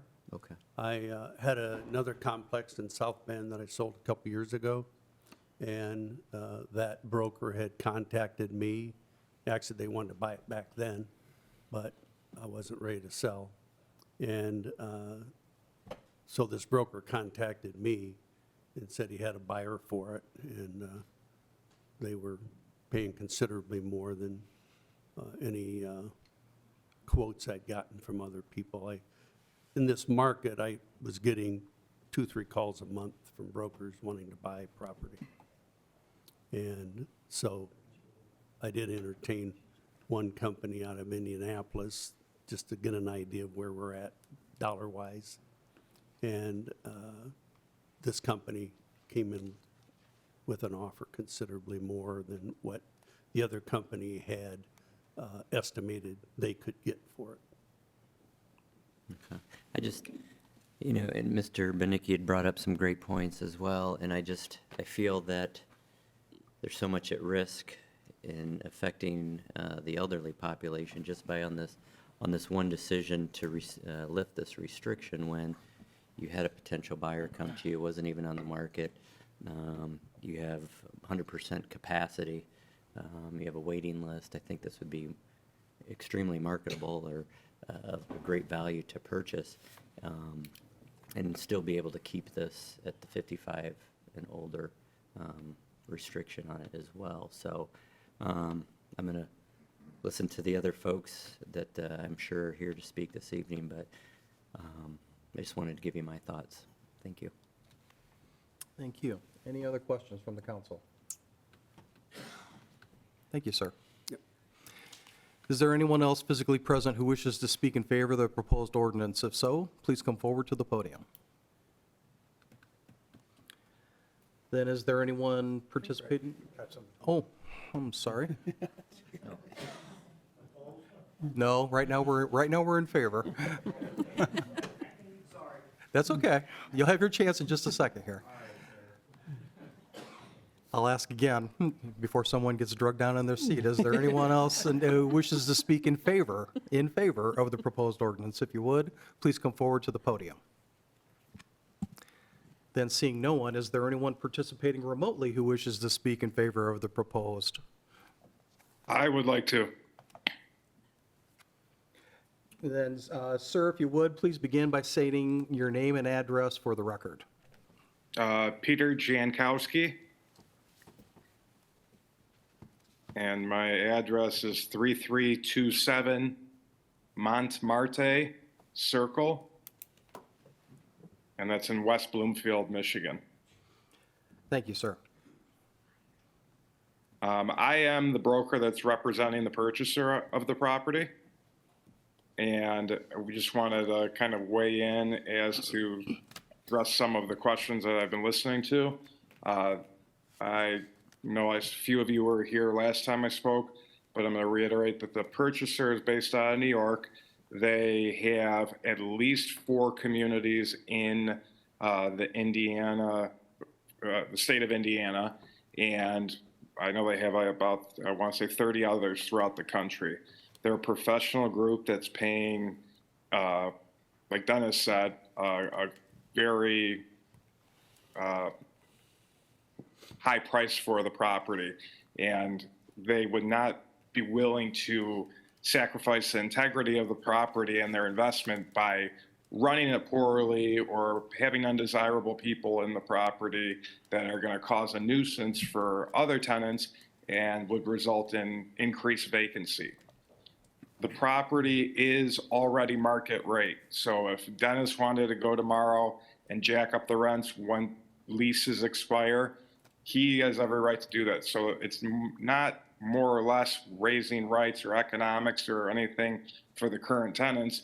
It's providing the purchaser with the flexibility to, if 10 people move out and there's no waiting list and he doesn't have anyone that's 55 or up that could go and lease the units, but now he can go and have a 30-year-old professional or whoever he wants in the property.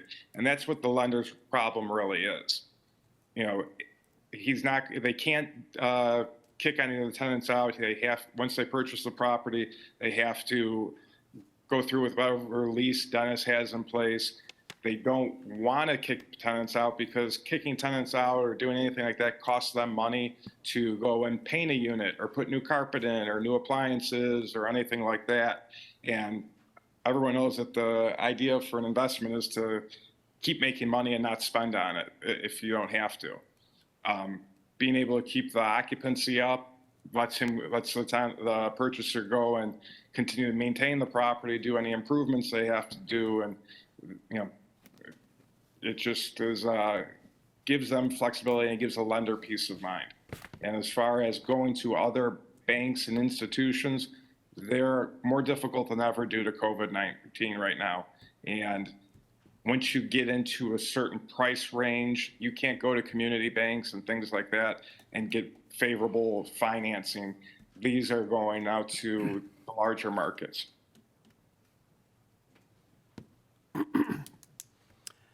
Thank you, sir. Any questions from the council? Mr. Benicki. Thank you. Thank you, Mr. Jankowski. So these people were willing to come in and purchase this property, but only with the 55 and over taken off. Let's say we remove that, and then next week they sell it to somebody else. What's the guarantee that it's going to be, taken care of by somebody else? Because this market is so hot. I mean, you try to buy a house or any commercial property, and it's just crazy out in this world. So who's to say, they couldn't flip it themselves? They may have a buyer in the wings. So our only teeth in this whole game is to make sure that it stays as was originally built, and had it not been built with that 55 and over, it probably wouldn't have been built because of the property it's right next to. So the reality is, it's going to be very hard for me to even consider removing that based on that information. Well, they can't.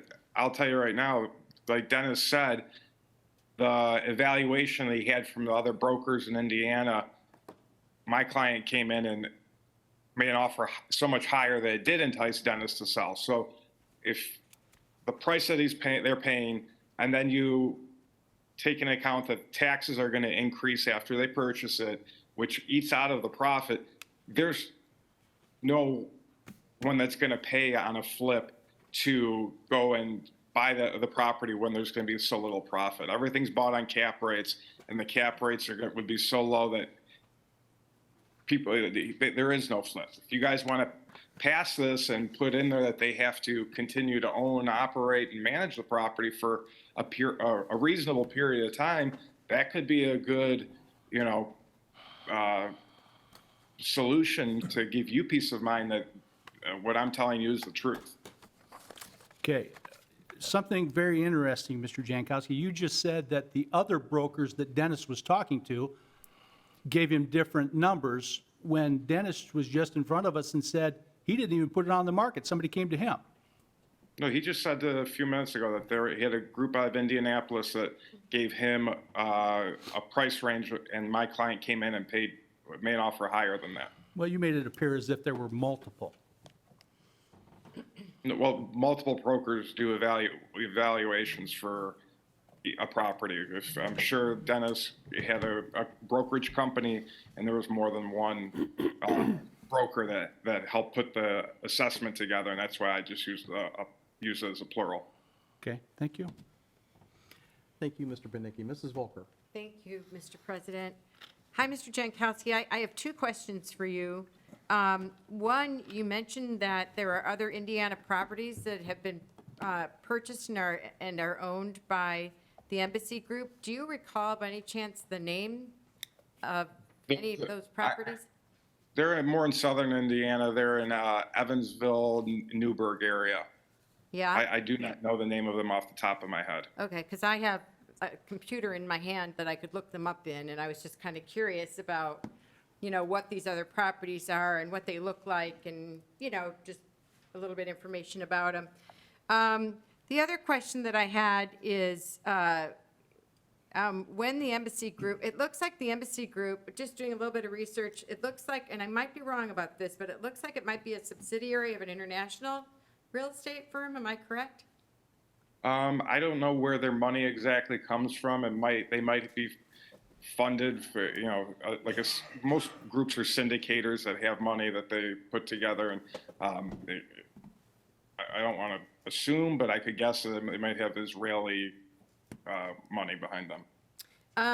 So one of my follow-up questions then, since it appears that the American company might be located in New York, possibly Ohio, and then anyway, who's managing the property? Are they going to be, is there a plan that they would be hiring a local management firm? Would there be management on site?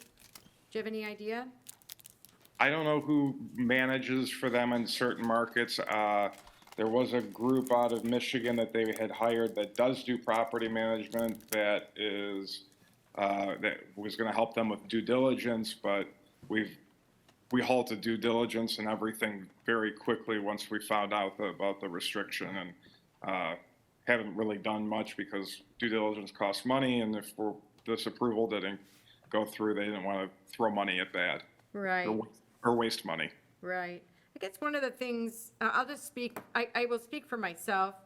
One of the things when we're talking about neighborhoods and people that live in our community, we really like to talk to the potential owner that can really answer questions for us, because it makes it a lot easier for us. Not that you're not doing the best job that you could, but it makes it a lot easier for us to make decisions when we can ask specific questions and have them answered. As an example, you not knowing what other Indiana properties are owned by this company, and not that you necessarily should or shouldn't, but it makes it more difficult for me to do research on the company and who's purchasing and how they handle their other properties. So that's just a note that I would want to throw out there, in terms of how I like to get information prior to making a decision. Thank you. Understood. I'm trying to pull them up as we're on this right now, but. All right. Thank you, Mrs. Volker. Mrs. DeMaid. Thank you, Mr. President. Mr. Jankowski, can you tell me what what the estimated cost to remodel the units would be? Because as they are now, they are for 55 and over, and I don't necessarily think 55 is elderly, but they all have bathroom handrails and things of that nature in the units. So if you're going to be renting to people who are 30 years old, you're going to have to want to go in there and remodel all of those units, and that's going to cost some money, and you're going to have to recoup that somehow. So can you tell me what you think might be the average cost to redo the units, remodel the units? I don't know if they plan on remodeling them, but I'm just, like when I said that if people move out, things, usually, the carpet might need to be replaced or cleaned, or, maybe they pull the carpet out and do vinyl, hardwood floor, painting a unit because people bump in, there's holes in the walls from hanging TVs and, mirrors and things like that. If the appliances are older, it's, usually on a case-by-case basis. And when you have a property that is this well occupied, if you buy a property that's 30% vacant or whatever, whatever percentage, sometimes they'll go and put granite countertops in and, do things like that. But if I threw a number out there, I would be, totally guessing. Okay, well, thank you. Thank you. Any other questions from the council? Then thank you, sir. If you would, please once again place your microphone on mute for the remainder of the public hearing. Thank you. You are welcome. And is there anyone else participating remotely who wishes to speak in favor of the proposed ordinance? Hearing no one, then we'll ask whether there is anyone physically present in the council chambers who wishes to speak in opposition to the proposed ordinance. If you would, please come forward to the podium and begin by stating your name and address for the record. Hi, my name is Cheryl Gerald, and my address is 818 Green Pine Court, Apartment F, Mishawaka, Indiana. I live in the Whispering Pines. I had also lived in the other apartment complex that Mr. Miller had. And 2 weeks after I moved in, as it was told to me, it was senior, they sold it. And it was sold to, I believe it would be Princeton Properties out of Michigan. All I can tell you, I've lived in Mishawaka since I was 19 years old, and I love it here, and I will do whatever I can to help my city. I volunteered many times for the city of Mishawaka. I'm a graduate of Bethel College, Bachelor in Human Services. But I am also the widow of a veteran. Many of us that live in in Whispering Pines, we are widows of veterans. And it's not that we don't have an income, we do. We are kind of the middle-class seniors, as you would put it. Many of us are still working. I myself work part-time. I've had to have several surgeries, but I'm not ready for assisted living yet. I'm ready to just keep going, and I'm telling you, I know Mr. Miller wants to retire, and I hope he can retire well. He made a beautiful place for us. It is so peaceful and quiet, and we have our little dogs that we can walk with no fear around that area. We love it there, and we're going to stay as long as we can. But what happened when Mr. Miller's property sold to Princeton Properties, we had grandkids within 2 weeks flourish into the living with grandma because mom can't handle them no more. So they're coming in to stay with grandma that has 2-bedroom apartments. I saw drug deals out my windows. I saw, we had a murderer on the property living with his mother. I got to see the SWAT team in action when they came for him, and I was quite impressed. But I'm just saying, these are things that happen when you have an apartment like ours is in the back by a cul-de-sac. And if there's going to be trouble, that's where it's going to be. We're just not far from Hickory Village. And I just don't see good things happening there if the seniors are taken out of the equation. I hope that we can stay senior. Again, I thank Mr. Miller for the nice place he gave us to live.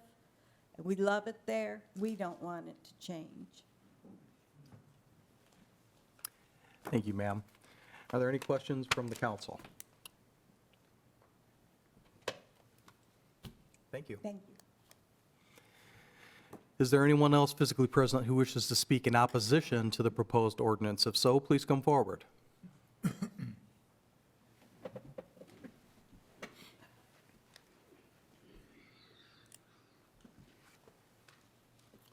Hello, my name's Al Dover, and I've lived at Whispering Pines for over 14 years. I moved there when I was 55. It's a very nice place to stay in, and I don't understand why they want to get rid of senior living around this area. You know, if they think they can just bring people in, have it open to any age, because they'll get their money and not from the seniors. Well, let me tell you, there's a lot of people that are 55 and a lot of them that are older that have the money to live somewhere, and they would like to spend their last lives with other people around their age. We are at full capacity. We've got a waiting list. And why would there be a problem keeping it a senior citizen place? We have people there that's been there a long time, like me, and it's very, very secure. You can't go anywhere else in the city of Mishawaka where you open your door and you're to the outside. In Whispering Pine, you have to have a key to get into your building, and then a key to get into your apartment inside. It's very well lit. We are in the back at the end of a road, but you know what? There's only one way in and one way out. So if there's problems, the cops come. They're not going to get away if they're blocked that place up. So I think it should stay at 55 and older, because you know what? If you leave it at 55 and older, a lot of you people that are going to retire in this area, there's a lot of us out there that can afford to stay there, even if they raise the price. But you know what? They're at market price now. Why in the heck would you want to? We've got great apartments. The last 3 that Denny built, they set it up where half the apartments in the 16 units had their own washer and dryer hookup in a closet, so you can put stackables. I have that. And it's really nice because I can do my own laundry and that instead of waiting in line to use the ones out in the hallway that's available for all 16 apartments. So, you know, I really don't think that they should just say, hey, just because they get younger people in there, they're going to make the payments instead of the older people. That's not true. Because a lot of these people nowadays, they don't even want to work. So your dependable people are the ones that have been there for all this time and are going to continue. More seniors coming in to retire want to be in a senior place. And if you take this only one left around this area away, where are they going to go? They're going to have to live with other people with younger ages than that. You know how pleasant it is to be around someone your own age, to talk about things, you got things in common.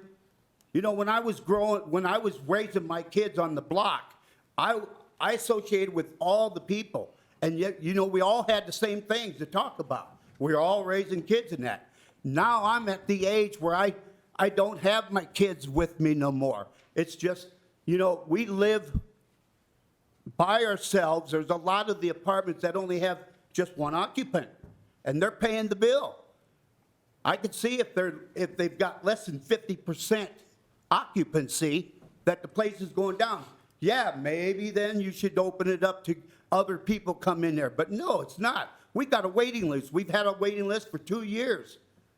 So I really believe that it would be a mistake to change this to any age. That's all I have to say. Thank you, sir. Any questions from the council? Thank you very much. Thank you. Is there anyone else physically present who wishes to speak in opposition? If so, please come forward.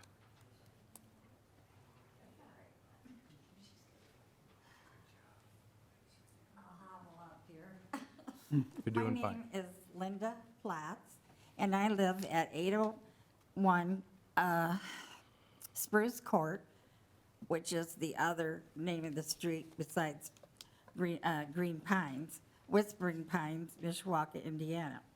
I've lived there for 1 year, and it'll just be 1 year. I had lost my husband, a veteran, and I lived in Edwardsburg, and I decided I wanted a more safer place to live by myself and not as much work, the yard, snow, all that stuff.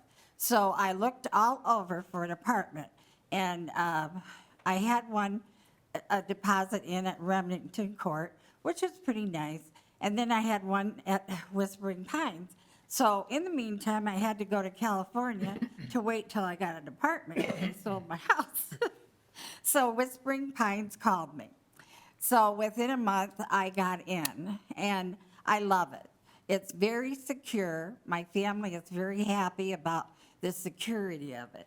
And it's very easy and mobile for people with problems. They even have a little elevator for the second floor. And I just love it. And I think it should stay that way because I don't know of any other place like that in Mishawaka, even if I paid more money. People say, well, there's this place and that place. And yes, but they're also HUD. I don't qualify for that. And also, they're either assisted living or nursing homes, and I'm not ready for that yet. So I think Whispering Pines is really the only place here for what we have. I mean, it's a senior community, handicapped, adaptable, and safety. So I hope that we can keep it that way. Now, I realize prices are going up, just like your budget meeting tonight, and it's not going to change. So I think we probably will have to pay more money. And but that's a different thing that has to be sorted out. And I would be willing to help pay a little bit more on my rent, because if I have to move, I'm going to have to pay more. So it's not going to make any difference. So that's what I have to say. So has anybody got a question for me? Yes? Thank you. Mrs. Volker. I just wanted to tell you, I'm really happy to hear from people who live in Whispering Pines, because the information that we received via email today was from people who lived outside of Whispering Pines. So I just wanted to say thank you for people that live in the community for coming here tonight to talk with us. Thanks. Well, can I ask what people outside, are they for or against? I don't know them, so it doesn't make any difference, just curious. It wasn't favorable. Oh, really? Wow, that's sad. No, meaning that they like it the way it is. Yeah, well, okay, yeah, that's right. Because we have that. What's their address? That's great. We have this other place behind us, because I live by the water, the ducks and the geese. Anyhow, and in the summertime, I'm glad there's a fence and all that wood over there, because it's quite interesting. And I'm glad I don't live over there. So I hope ours never becomes like that. Thank you. Other questions from the council? Thank you, ma'am. Is there anyone else who wishes to speak in opposition to the proposed ordinance? Please come forward. It's a race, it's a race. Hello, everyone. I am Patricia Gregg. I live at 715 Spruce Court, apartment E, and I was chose to be the spokesperson for that unit. That we all got together and we decided that we wasn't going to allow that our unit to be taken away from us. We are seniors, and I've been there now 5 months. It took me 3 years to get into this apartment. Now, I'm not ready to leave yet after 3 years of putting my application in, and it always was booked. So I've been there 5 months. I have enjoyed every moment of it. My son and my daughter loves it, and they said that since it's so secure, they don't have to worry about me being around other places and other people and all the chaos that goes on. And the rest of us are the same way. We wanted to stay 55 and older. I raise kids. I have grandchildren. I have great-grandchildren. I want to see them when I want to see them, and not before, okay? So that's why I moved away from the city. I lived in South Bend. I owned a home. My husband passed away, so I sold my house in order to downsize, to come where I can just sit up and relax. Don't have to pay nobody to do my snow. Don't have to pay nobody to cut my grass. All I have to do is pay Mr. Miller or whoever for my rent and my utilities. And I enjoy that. So we would like for it to stay 55 and older, you know, because we've been there, done that, you know. And I'm sure everybody loves their children and their grandchildren like I do, but time out. So hopefully your council member will take it in consideration. We're seniors. What are you going to do? You're going to throw us away? Just throw us away? No, you're not. I know you love us. Thank you. Thank Any you. questions? Any questions from the council? Thank you, ma'am. Mr. Higginbotham, Yes. the last time I was here, You had that really nice hat on I that was had a very really nice sparkly, hat on. and you were very gracious about taking it off, so I remember that. all Thank right you. then. Thank you, ma'am. Is there anyone else who wishes to speak in opposition? Please come forward.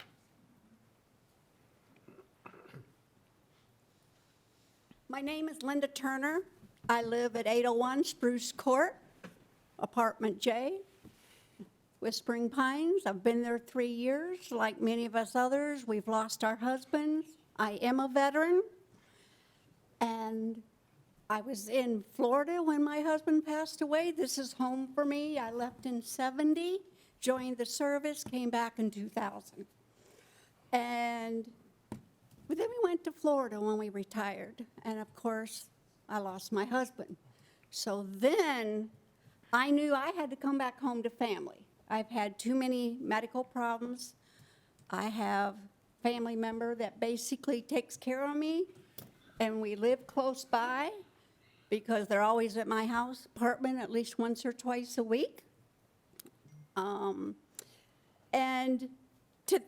some of the things we've been hearing has been scary. We've heard, for example, our rent minimum is going up $400 as soon as these people move in.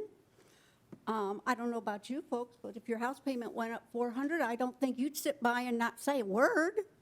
Now, granted, we know that when they move in, they're going to do what they want to do, and we understand that. We don't want to move. We want to keep it a seniors community. We love children. I have children, grandchildren, great-grandchildren. But because I'm prior military, they live all over the country. So we FaceTime on the computer. So I don't have much family here. And my caregiver, I couldn't ask for anyone better, who is my sister. And we live 5 minutes apart. So when this thing goes off and she's trying to make a beeline to my house, I'm hoping she's not in an accident trying to get to me. If I went anywhere else, I'd be much farther away and pay a lot more.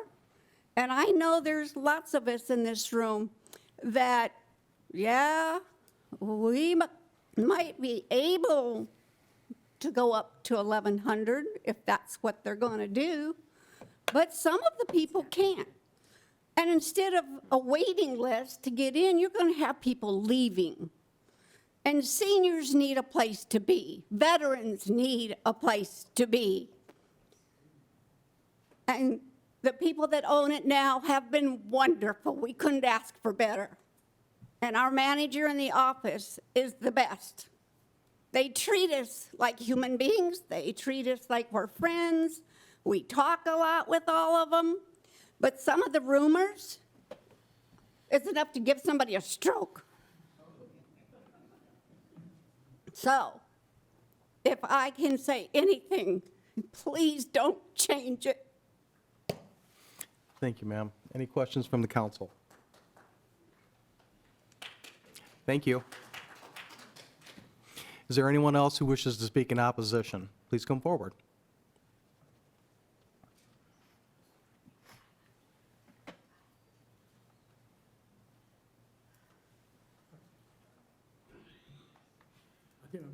I'm fully vaccinated, I'm just wear a mask, okay? Thank you. My name is Cal Dorn. I live at 715 Apartment C at Whispering Pines, and I moved there last December. I really don't have to say much more. I think people said, and it sounds like the ladies and gentlemen on the council, I think you're hearing what you're asking these people. And Mr. Miller, I understand you like to sell your property. We understand that. We just don't want it to change. And we're asking for you people to consider that. And it sounds like you kind of favor that in the way you're talking and asking these gentlemen questions and the ladies, that you are concerned about the senior citizens. I'm one of them. And I say thank you for hearing us. Thank you, sir. Any questions from the council? Oh, perfect. No. False alarm, sir. There are no questions, but thank you. Is there anyone else who wishes to speak in opposition? Please come forward.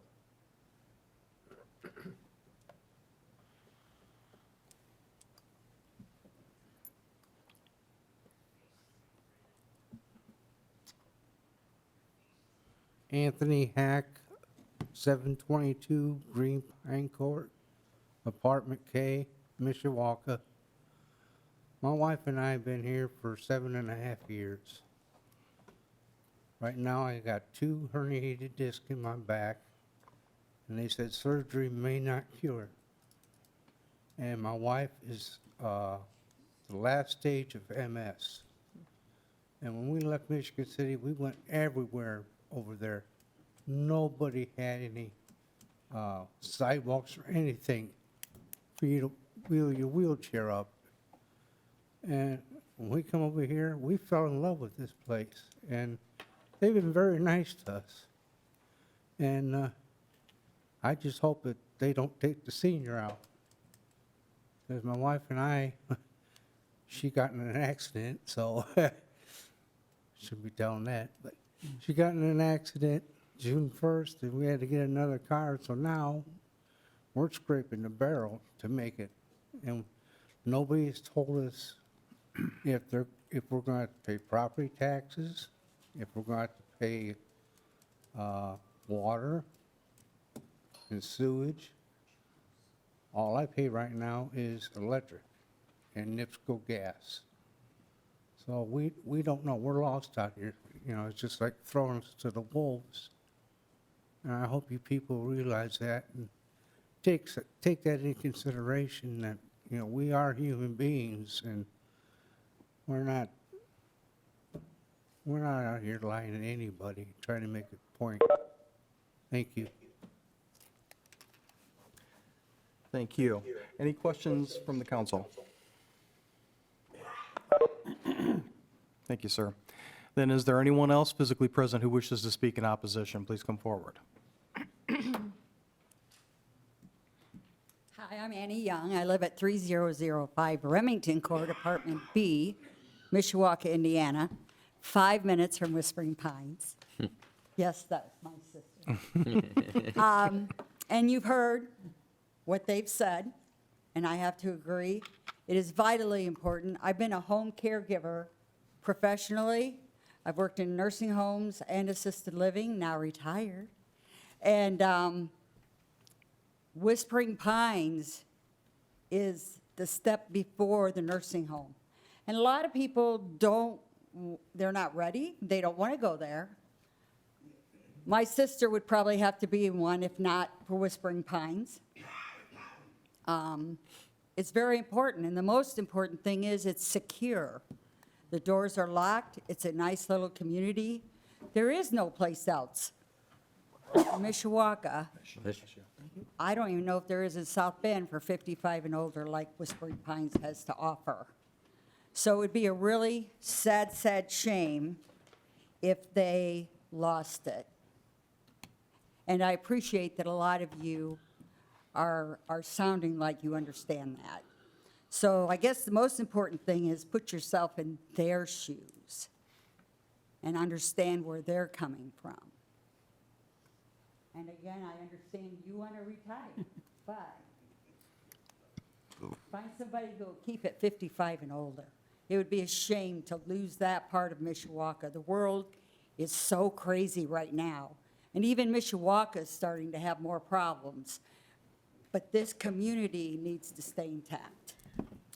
Thank you. Thank you. Any questions from the council? Thank you, ma'am.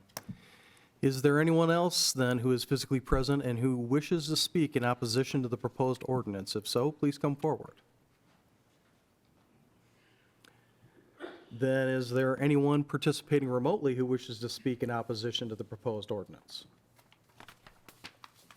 Mr. President. Mr. Benicki. Earlier today, we received an email from some neighbors. Would it be okay to read that in opposition? Please feel free to do so, Mr. Okay. Benicki. This is an email received today to all council people. It says, "I have attached a petition the members of Jamestown have put together for the voting on Whispering Pines restriction lift. They are concerned about what will happen if the restriction 55 and older is lifted. I hope this will be taken into consideration. Thank you, Jill Horvath, manager." Then it says at the top of the petition, "Jamestown Homes are writing to express our strong opposition to the rezoning of Whispering Pines Apartments. This will cause traffic and safety problems and noise. We would like the apartments to stay 55 and older. We are concerned about the apartment being resold and what the future outcome would be. We urge you to disapprove the proposed rezoning," and there are 105 signatures. Thank you. Thank you. And since Mr. Benicki has taken us down this path, are there any other council members who wish to speak at this point? Mrs. Volker. Thank you. I just wanted to point out one thing. I misunderstood at our last meeting. I was under the impression that these were not market rate apartments and that the purchase of these apartments would move them into a market rate status, for lack of a better terminology. But I just wanted to, I appreciate that clarification that they are currently market rate apartments with 20% or so subsidized housing. I also wanted to thank Mr. Jankowski for sending information.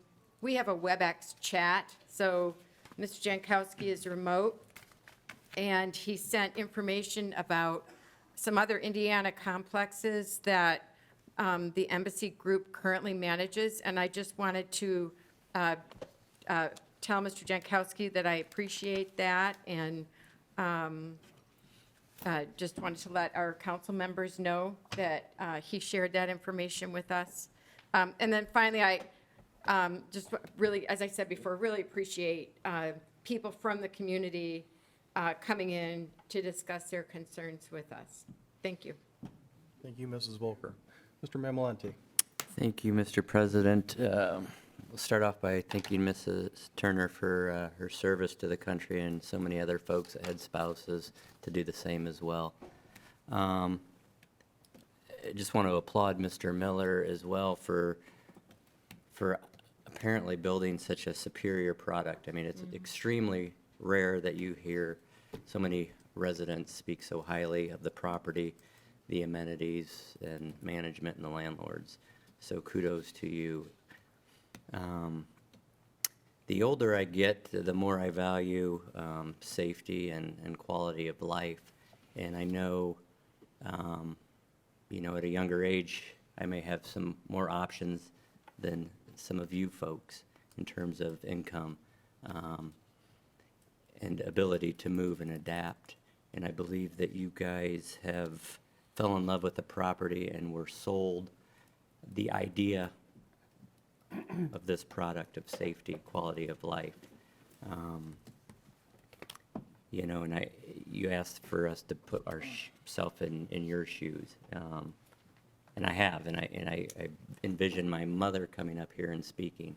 And as a child, I have the peace of mind if she was in a facility or in a residence that is so secure that I could feel safe at night knowing that she is safe. So I struggle with lifting this restriction, and I just don't know. I just can't be in favor of this ordinance. And there's something else I was going to say, but I had forgotten. And Maybe you're main- closer than you think. Yeah. So if I can, There's an if I opening. get past that waiting list. Good point, Mrs. Volker. And I'm sure we'll probably be in the same unit, so. Thank you. But,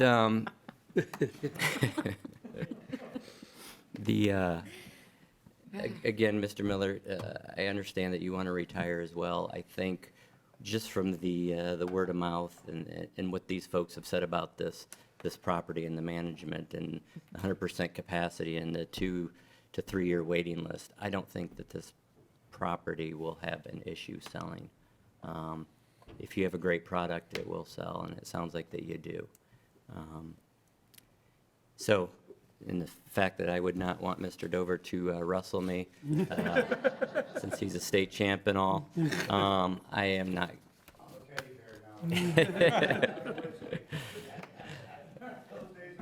Yeah. So, I will be in opposition to this evening. Thank you, Mr. Mamalenti. Mr. Emmons. Thank you, Mr. President. With this proposed ordinance, it came up in the Plan Commission meeting, and it was rejected basically 4-1. One of the main reasons was because Mr. Miller made his presentation, but we could never hear from the owners. And a broker isn't the owner.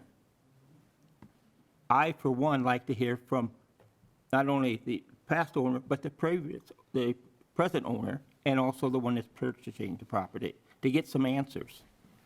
You don't get all the answers from a broker. Not at least the answers that you want to hear in that. So I, along with Mr. Mamaleni, cannot support this ordinance. I will be voting against it. And I appreciate all of you coming here. I appreciate the ones that came to the Plan Commission meeting to express your concerns. That's what it takes. If you have a problem, you have a concern, you need to voice it. And I'm very appreciative that you did come and you voiced your concerns. And as a council member, I listen. And I'm sure the rest of the council members do the same. They listen to their constituents for what their concerns are, and probably will vote that way. So I thank you. Thank you, Mr. Emmons. Any other questions or comments from the council? Then let me state for the record that through the diligent research of the clerk's office, I have been reminded of the fact that, as was referenced earlier, when this matter first came before the council back in 1998, I was an attorney in private practice, and although I don't have any current business relationship with Mr. Miller or anybody else affiliated with this property, it's always been my practice not to cast a vote as an elected official on a matter that I was involved in as a private attorney, so I will be abstaining from this vote this evening. But I'd be remiss in my duties if I didn't thank all of you for the presentations that you've made this evening. Obviously, this is an issue that speaks to your heart and you're very passionate about it, but to a person, everybody has been very respectful and very appropriate in their comments, and that includes Mr. Miller, not just in terms of what he said when he was at the podium, but he's sat here very respectfully and he has listened to what everybody has had to say. And whatever the outcome here, I think you're all to be congratulated for providing those who are here, and hopefully those who have witnessed this, with a little bit of a civics lesson with regard to how passionate issues should be handled, whether it's on the national or the local level. And reasonable people can disagree, but you've done a great job this evening of representing yourselves and the community very well, so I thank you for that. And with that, if there are no other questions or comments, I will call for the question. Question? Madam Clerk, would you please poll the council? Mrs. DeMade? No. Mr. Beninky? No. Mr. Hazen? No. Mr. Mamalenti? No. Mr. Emmons? No. Mr. Belovich? No. Mr. Compton? No. Mrs. Volker? No. Mr. Hicksonbaugh? I abstain. The ordinance fails 8-0 with one recusal. Thank you. With that, we will move into new business. Is there any new business to come before the council? Mr. Emmons? Yeah, thank you, Mr. President. I'd just like to point out again and thank our Honorable Mayor Dave Wood for participating in my monthly meeting with my constituents. He was very gracious to recap of some incidents that was probably in the West End, and he spent all the time that was needed to assure the residents that things were being taken care of, and that was very much appreciated, Mayor. And also, he gave a nice presentation of the state of the city, and he was very, very generous of his time. He came at 7, and we left at 9:30. And like I say, he never pushed. He didn't say, hey, it's getting late, we got to go. So I know my constituents were very appreciative of that. I was too, and I just wanted to point that out to the mayor. So I thank you very, very much. Thank you, Dave. Thank you, Mr. Emmons. Any other new business to come before the council? Mr. Mamaleni and I would like to request 2 months at Twin Branch. Yeah. 4 hours each. Back to back. We will let you gentlemen fight that off the floor. Any other new business to come before the council? Then before we wrap up, let me announce that in order to facilitate the submission to the council of additional applications for our appointment to the School City of Mishawaka Board of School Trustees, we are going to extend the deadline for interested members of the public and the community to submit an application to us. The deadline will now be extended until Friday, October 29th at noon, which is this Friday. So again, we will continue to accept applications until that deadline and then move forward with interviews and selections of applicants for that position. And if there is no other new business to come before the council, a motion to adjourn is in order. So moved. So moved. We are adjourned. Thank you, folks. Signs before